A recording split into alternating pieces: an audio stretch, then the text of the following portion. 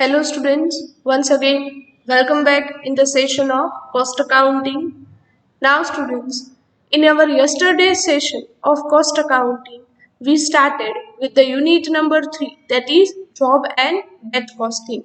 In that means yesterday's session we completed these theory topics. આપણે unit number 3 માં કાલના સેશનમાં આ થિયરી ટોપિક્સ છે કમ્પ્લીટ કરેલ છે. Which are those topics? First one was introduction, then definition and meaning of job costing, characteristics of job costing, accounting records of job costing, advantages and limitations of job costing. All these topics are already given in your textbook.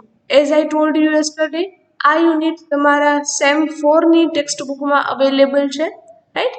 So you need to read all the theory topics from your textbook. Why? Because in the past, from this unit, a theory question was also asked, right?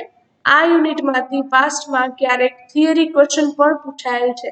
સો અહીંયા મેં જે પણ theory topics આ કરાવેલ છે એ તમારે ટેક્સ્ટબુકમાંથી read કરવાના છે at the exam time also, exam ટાઈમે પણ, right?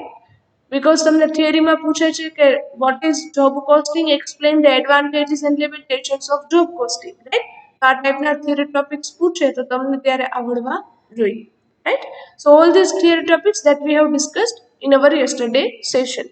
Now from today we are starting with the practical examples of job costing, job and batch costing, right? આજથી આપણે practical examples આ યુનિટના સ્ટાર્ટ કરીએ છીએ. Today, our first example is sum number 2 given in your SEM 4 textbook on page number 283. Right? તમારે ટેક્સ્ટબુકના page number 283 પર question number 2 એ આપેલ છે, right? Read the question carefully. The following information regarding job number 007. Students, job number means order. Job means what? Order. તમને એક order receive થાય છે, તમે ઓર્ડરને એક નંબરિંગ આપેલ છે. આ નંબરિંગ શું છે? આ ઓર્ડર નંબર કેટલા છે? 007 is taken from the cost accounts of an engineering factory. આ ઓર્ડર સ્પેસિફિક જે તમને રિસીવ થાય છે કસ્ટમર તરફથી, રાઈટ? એ ઓર્ડર માટે તમારા એક્સપેન્સીસ કયા કયા છે? First one materials ₹4010, then labor, that means wages. Department wise wages are given, right? First one, department A 60 hours at ₹3 per hour, department B 40 hours at ₹2 per hour, department C 20 hours at ₹5 per hour, right? department A છે એમાં total working hours કેટલા છે? 60 hours અને પર અવર તમે veggies કેટલા pay કરો છો? ₹3. ડિપાર્ટમેન્ટ બી જેના ટોટલ વર્કિંગ અવર્સ છે 40, જેમાં તમે પર અવર વેજીસ પે કરો છો ₹2. And department C in that total working hours are 20 and you are paying per hour ₹5, right? Next, overheads are given. Third one is variable overheads. For department A, ₹5,000 for 5,000 laborers. Students, very important, right? તમારો જે આ specific order તમને જે મળે છે, જેને તમે numbering આપેલ છે 007 નંબરનો, જે તમારો ઓર્ડર છે એમાં મટીરિયલ કેટલું જોઈએ છે? તો કે ₹4010. લેબર પ્રાઇસ એટલે કે વેજીસ તમે કેટલા પે કરો છો? તો પર અવર વેજીસ છે તમને આપેલા છે અને એક્ચ્યુઅલ અવર્સ છે એ પણ તમને આપેલા છે, right? Okay. Next, variable overheads છે એ ટોટલ અમાઉન્ટ આપેલ છે અને ટોટલ અમાઉન્ટ કેટલા લેબર અવર્સ માટેના છે એ તમને આપેલ છે, રાઈટ? ડિપાર્ટમેન્ટ બી ના ટોટલ વેરિયેબલ ઓવરહેડ્સ છે 3000 but it is for 1500 labour hours. જ્યારે ડિપાર્ટમેન્ટ સી છે એમના ટોટલ ઓવરહેડ્સ છે ₹2000 for 500 labour hours. Okay, next page, turn the page, read the question. Fourth point, fixed overheads. How much? ₹20,000 total for 10,000 general working hours, right?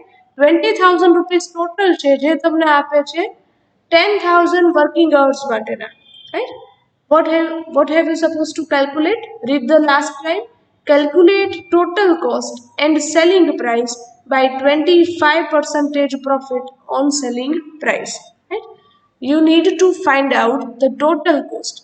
Now students, જ્યારે તમને કોઈ specific order મળે છે, એ order complete થાય છે અને તમે એની ટોટલ કોસ્ટ ફાઇન્ડ આઉટ કરો છો, તેના માટે તમે પ્રિપેર શું કરશો?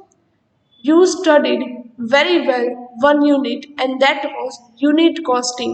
તમે લાસ્ટ સેમેસ્ટરમાં એક યુનિટ બહુ જ સરસ રીતે સ્ટડી કરેલ છે and that was unit costing, જેમાં તમે કોસ્ટ શીટ છે એ પ્રિપેર કરતા, જેમાં અલગ અલગ કોસ્ટ તમને મળતી, prime cost, factory cost, then cost of production of goods sold, total cost જેમાં તમે profit add કરતા and finally you will get the sales price, right?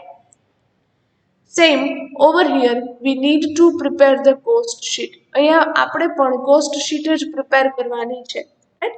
But થોડુંક બેઝિક ફોર્મેટ પણ એ જ છે સ્ટુડન્ટ્સ. એક સમ તમે કેલ્ક્યુલેટ કરશો એટલે તરત જ આઈડિયા આવી જશે કે સમ્સ કઈ રીતે કેલ્ક્યુલેટ કરવાના થશે, right? So now pay attention here. Give the heading in your book. Question number 2, page number 283. And you need to draw the cost sheet. So always ખાસ યાદ રાખજો, cost sheet ક્યારેય heading વગર હોય નહીં. So give the heading cost sheet for the job number 007. કયા order માટેની છે? 007 નંબરના ઓર્ડર માટે તમે cost sheet છે પ્રિપેર કરો છો, right? Okay. કઈ રીતે પ્રિપેર કરશો? Pay attention here. Before you will draw the format of cost sheet, cost sheet નું ફોર્મેટ એ ડ્રો કરો એ પહેલા, રાઈટ? ખાસ યાદ રાખજો, તમારે એક્ચ્યુઅલ વર્કિંગ અવર્સ એ નોટ ડાઉન કરવાના છે, રાઈટ? કઈ રીતે? Pay attention here. તમને જે ઓર્ડર મળે છે 007 નંબરના, એ જે ઓર્ડર છે એમના એક્ચ્યુઅલ વર્કિંગ અવર્સ તમને ક્યાંથી મળે? તમને સેકન્ડ નંબરનો પોઈન્ટ આપે છે ક્વેશ્ચનમાં લેબર, જેમાં ડિપાર્ટમેન્ટ એ ના લેબર અવર્સ કેટલા છે? 60, department B 40 and department C 20. એ તમારા એક્ચ્યુઅલ વર્કિંગ અવર્સ છે કે આ ઓર્ડર કમ્પ્લીટ કરવા માટે તમારે આટલા અવર્સ માટે હરેક ડિપાર્ટમેન્ટમાં વર્ક છે કરવાનું છે. So first of all write down the actual working hours for department A. It is given 60 hours. For department B, it is given 40 hours. And for department C, it is given 20 hours. ચલો આ ખ્યાલ આવે છે students? So always before preparing the cost sheet અહીંયા તમારે actual working hours છે note down કરવાના છે. જનરલી સ્ટુડન્ટ્સ આ આખા યુનિટમાં 4 to 5 ટાઈપના સમ્સ છે. એ 4 to 5 ટાઈપના જે સમ્સ છે એના બે સમ્સ હું કેલ્ક્યુલેટ કરાવીશ અને બાકીના બધા સમ્સ છે હું તમને હોમવર્કમાં આપીશ. 4 to 5 ટાઈપના સમ્સ છે એટલે હરેક ટાઈપના આપણે 2 સમ્સ છે કેલ્ક્યુલેટ કરશું અને થર્ડ સમ હું તમને હોમવર્કમાં આપીશ. આ ખ્યાલ આવે છે સ્ટુડન્ટ્સ? આ સમજાય છે? All sums are very easy, but you should know the exact format, that is how to calculate the sum. તો તમને actual working hours અહીંયા find out કરતા આવડે સ્ટુડન્ટ્સ? આ સમજાય છે, right? For department A, B and C. Now we will prepare the cost sheet. Total 3 columns you need to prepare. First one is particulars, second one inner column and third one outer column, right? As you know students, if you remember the format of cost sheet, જો તમને cost sheet નું format યાદ હોય તો આપણે first of all record કરતા material, direct material plus direct wages plus direct expenses, જેમાં તમે વર્ક ઇન પ્રોગ્રેસના opening stock and closing stock plus and minus કરતા, so you will get the prime cost, જેમાં તમે એડ કરતા factory expenses, so you will get the factory cost, right? તો આ જ ટાઈપનું તમારું કંઈક ફોર્મેટ હતું, તો અહીંયા એ જ ફોર્મેટ તમારે ફોલો કરવાનું છે. કોસ્ટ શીટનું ફોર્મેટ ક્યારેય ચેન્જ થશે નહીં. First point is material, that means direct material, which is total already given in the question. For this job આ જોબ માટે તમારે ઓર્ડર છે કેટલો છે તો કે આ ઓર્ડર માટે ટોટલ મટીરિયલની રિક્વાયરમેન્ટ છે 4010 રૂપીસ. આ સમજાય છે students, which is already given in the ક્વેશ્ચનમાં આપેલ છે કે મટીરિયલ કેટલા રૂપીસનું જોઈએ છે 4010 rupees to complete this order. Second expense is given labour price છે એ તમને ડાયરેક્ટલી ટોટલ નથી આપેલા, but department wise labour prices are given, right, for department A. So પહેલા તો તમારે હેડિંગ આપી દેવાનું labour, right, and then write down it for department A. Department A ના actual working hours કેટલા છે students 60 working hours multiply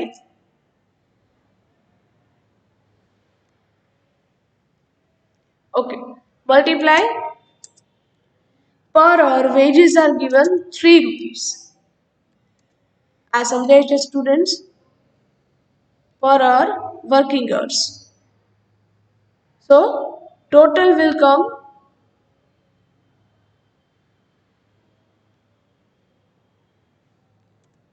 180 rupees, right? Now for department B, it is given for department B actual working hours તમને ક્વેશ્ચનમાં કેટલા આપેલા છે 40 and per hour wages are given 2 rupees. So write down 2 rupees per hour. So total will come 80 rupees.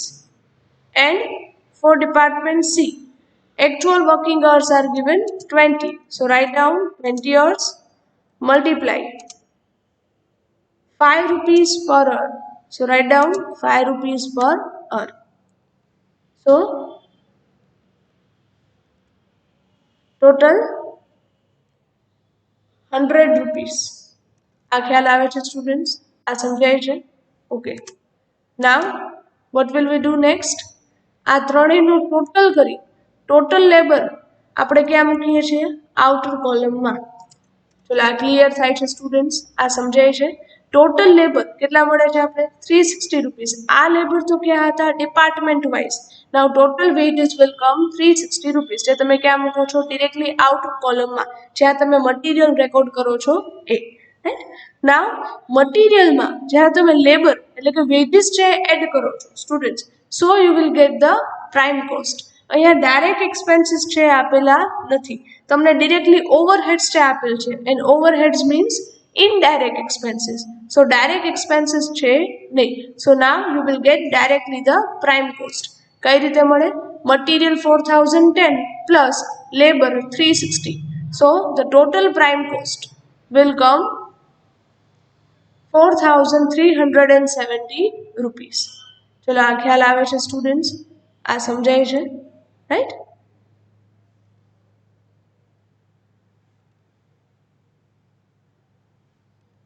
Okay. Now we will add the overheads. Question માં જુઓ હવે તમને કયા કયા expenses આપે છે. Next is given variable overheads and then fixed overheads. So in a prime cost, now we will add the overheads. So plus overheads. Overheads are of two types. First one is variable overheads and the second one was fixed overheads. તો પહેલા variable overheads છે record કરીએ, right? Department wise variable overheads are given. Now students, તમને ખ્યાલ છે તમારો જે order છે એ ઓર્ડર માટેના એક્ચ્યુઅલ વર્કિંગ અવર્સ કેટલા છે ડિપાર્ટમેન્ટ વાઇઝ 60 40 and 20. જ્યારે તમને વેરિયેબલ ઓવરહેડ્સ આપેલા છે એ તો ડિરેક્ટલી આપેલ છે ટોટલ. ડિપાર્ટમેન્ટ એ ના ટોટલ વેરિયેબલ ઓવરહેડ્સ છે 5000 રૂપીસ, બટ એ કેટલા વર્કિંગ અવર્સ એટલે કે કેટલા લેબર અવર્સના છે ફોર 5000 લેબર અવર્સ. આ સમજાય છે? આ ખ્યાલ આવે છે સ્ટુડન્ટ્સ?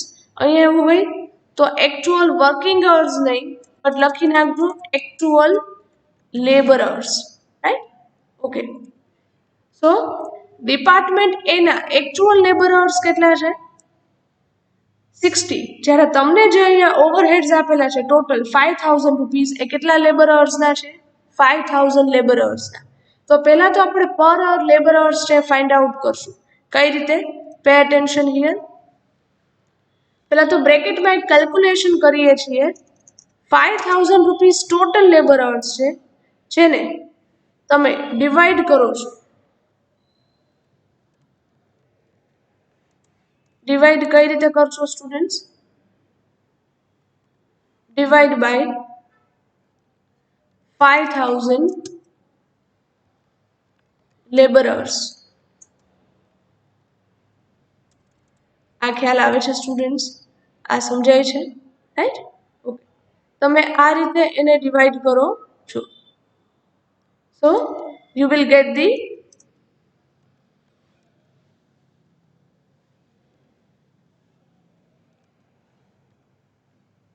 per hour wages. કઈ રીતે મળે?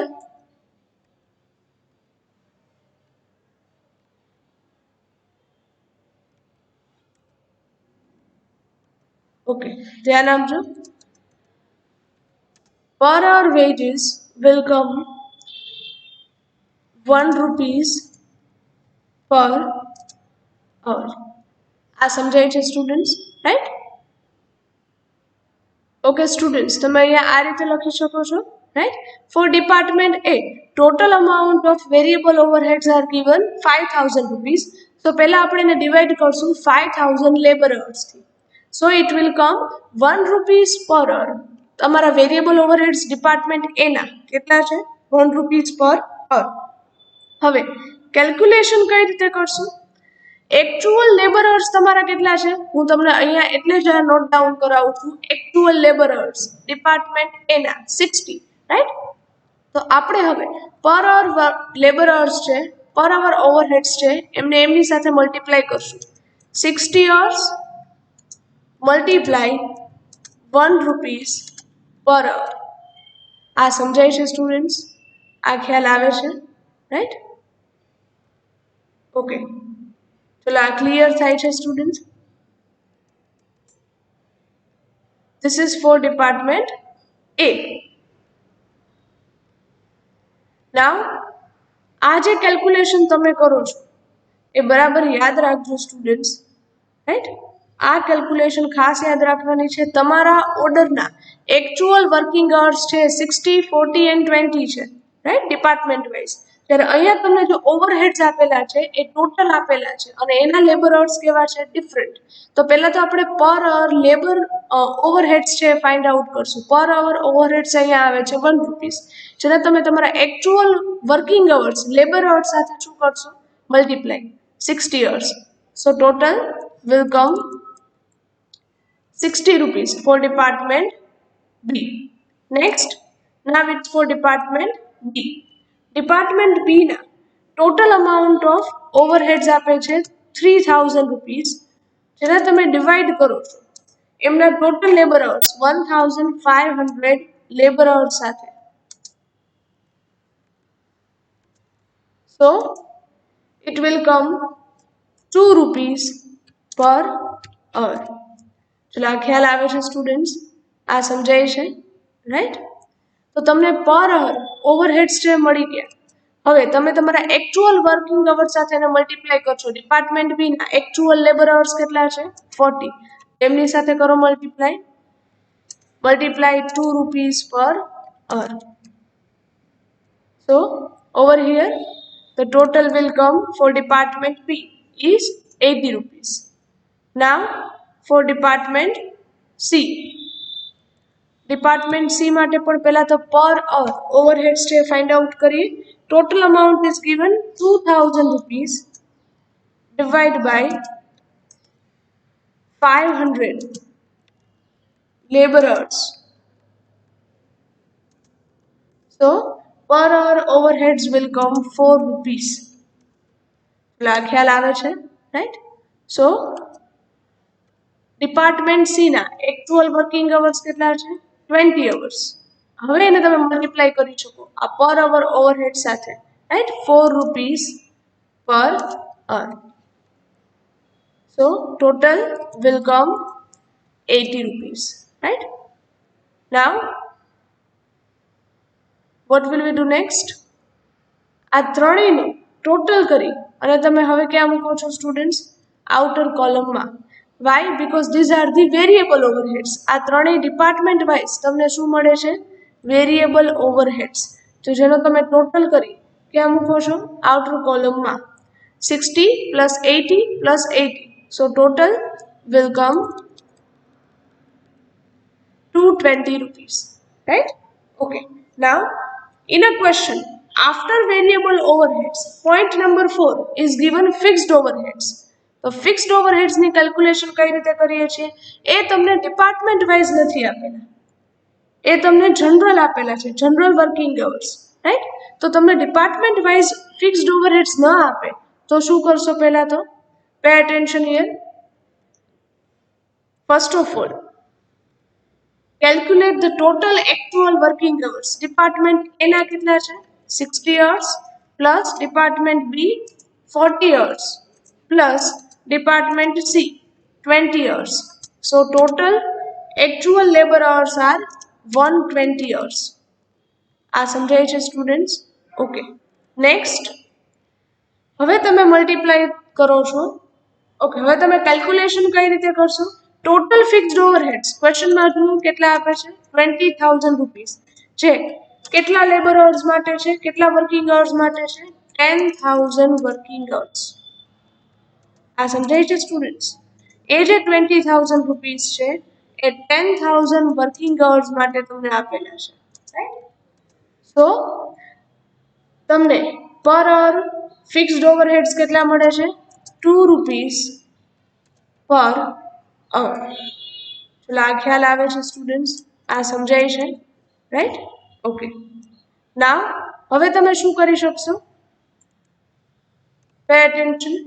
તમારી પાસે ટોટલ એકચ્યુઅલ વર્કિંગ અવર્સ પણ છે એન્ડ પર અવર ફિક્સ્ડ ઓવરહેડ્સ પણ અવેલેબલ છે. તો હવે તમે એને મલ્ટીપ્લાય કરી શકો, રાઈટ? કઈ રીતે? 120 hours multiply 2 rupees per hour. ચલો, આ ખ્યાલ આવે છે સ્ટુડન્ટ્સ? આ સમજાય છે, right? So total will come, total fixed overheads will come 240 rupees, right? Inner કોલમમાં જ મૂકો છો, એમાં કોઈ આઉટર કોલમમાં અમાઉન્ટ ડિરેક્ટલી હવે તમે કેટલી મૂકશો? ફરી પાછા 240 રૂપીસ. આ સમજાય છે સ્ટુડન્ટ્સ? આ ખ્યાલ આવે છે, રાઈટ? સો ફિક્સ્ડ ઓવરહેડ્સની કેલ્ક્યુલેશન આ રીતે થશે. તમે પહેલા તો એકચ્યુઅલ વર્કિંગ અવર્સ જે ડિપાર્ટમેન્ટ વાઇઝ આપેલા છે એમનો તમે ટોટલ કરી નાખો એટલે તમને ટોટલ વર્કિંગ અવર્સ મળી જાય 120. એન્ડ પર અવર ફિક્સ્ડ ઓવરહેડ્સ કઈ રીતે મળે? તો કે ક્વેશ્ચનમાં તમને ટોટલ અમાઉન્ટ આપેલ છે, divide by total working hours કરો એટલે પર અવર ફિક્સ્ડ ઓવરહેડ્સ છે મળી જાય. હવે આ બંનેને મલ્ટીપ્લાય કરી નાખો. સો you will get the fixed overhead for this order. આ ઓર્ડર માટેના ફિક્સ્ડ ઓવરહેડ્સ છે તમને મળે, which comes 240 રૂપીસ. જે ઇનર કોલમમાં મૂકો છો એમાં હવે કોઈ એડિશન એટલે કે એડ કરવાના નથી અમાઉન્ટ, એટલે એ જ કોલમ હવે ક્યાં મૂકશો? આઉટર કોલમમાં 240 રૂપીસ. ચલો, અહીં સુધી ક્લિયર? હવે એ સિવાય કોઈ બીજા એક્સપેન્સીસ છે આપેલ છે નહીં. ઓકે, ચલો, આખું સ્ટેટમેન્ટ, આખી શીટ એ ક્લિયર થાય છે students? First one is given materials, કે જે ડિરેક્ટલી તમને આપેલ છે તો ડાયરેક્ટલી આઉટર કોલમમાં મૂકો છો. જેમાં સેકન્ડ એક્સપેન્સ આપે છે લેબર, જે તમને એકચ્યુઅલ વર્કિંગ અવર્સ સાથે પર અવર આપેલા છે. તો તમે એ જ રીતે મલ્ટીપ્લાય કરી ડિપાર્ટમેન્ટ વાઇઝ એન્ડ ટોટલ કરો છો. So you will get the prime cost. In a prime cost you will add the overheads. ઓવરહેડ્સમાં પહેલા છે ફિક્સ્ડ વેરિયેબલ ઓવરહેડ્સ, જે તમે ડિપાર્ટમેન્ટ વાઇઝ કેલ્ક્યુલેટ કરો છો આ રીતે. પછી છે fixed overheads, right? Okay. Now next, now we will find out the total cost. Why? Because હવે બીજા કોઈ એક્સપેન્સીસ છે આપેલા છે નહીં. Total cost directly outer column માટે જ ફાઇન્ડ આઉટ કરો છો, right? Total cost will come 4,830 rupees, right? In which profit portion તમને એડ કરવા માટે કે છે 25% ઓન સેલિંગ પ્રાઇસ. તમને ક્વેશ્ચનમાં સેલિંગ પ્રાઇસ છે આપેલ છે નહીં, તો એના ઉપર પ્રોફિટ કેલ્ક્યુલેટ થાય નહીં. So 25% on sales price. તો સ્ટુડન્ટ્સ તમને મેં એક ટેબલ કરાવેલું હતું. સો કોસ્ટના કેટલા થશે? 33 1/3% on cost price. આ ટેબલ તમારી બુકમાં મેં આગળ લખાવેલું છે ક્યાંક, એ ખાસ યાદથી લખી લેજો students, right. Cost price means on your total cost. તો કઈ રીતે મળે? ત્યાં જ નેક્સ્ટ કેલ્ક્યુલેશન કરો. પ્રોફિટમાં જ બ્રેકેટમાં ટોટલ કોસ્ટ છે 4830 મલ્ટીપ્લાય 33 1/3%. એના તમારે 33 1/3% પ્રોફિટ છે એડ કરવાનો છે. So profit will come 1610 rupees in your total cost. When you will add the profit, you will get the total sales price, right? જે કેટલા મળે છે તમને? 6440 rupees. This is your final answer. ચલો અહીં સુધી ખ્યાલ આવે છે students? And this is your total cost and profit amount. ચલો અહીં સુધી ક્લિયર સ્ટુડન્ટ્સ? આ સમજાય છે? આ ખ્યાલ આવે છે, રાઈટ?